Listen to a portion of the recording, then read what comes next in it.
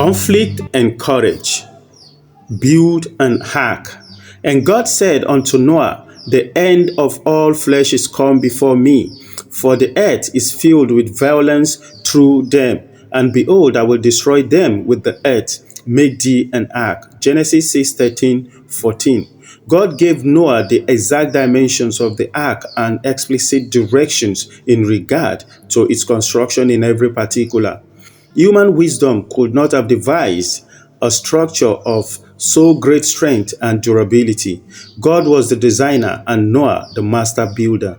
It was constructed like the hull of a ship, that it might float upon the water, but in some respect it more nearly resembled a house. The material employed in the construction of the ark was the cypress or gopher wood, which would be untouched by decay for hundreds of years.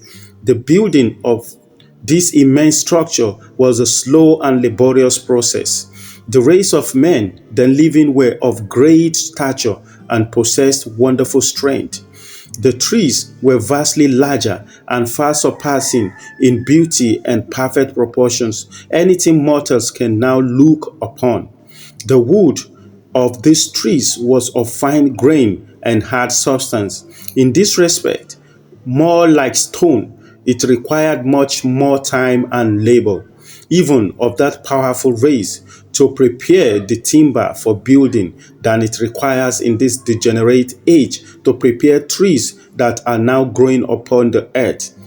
Even with the present weaker strength men now possess.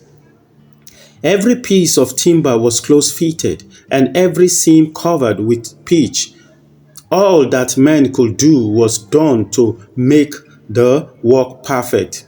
Yet, after all, God alone could preserve the building upon the angry, heaving billows by his miraculous power. Methuselah and his sons and grandsons lived in the time of the building of the ark. They, with some others, received instructions from Noah and assisted him in building the ark. While Noah was given his warning message to the world, his works testified of his sincerity. It was thus that his faith was perfected and made evident. He gave the world an example of believing just what God says. All that he possessed, he invested in the ark. Every blow struck upon the ark was a witness to the people. Conflict and courage. February 1st.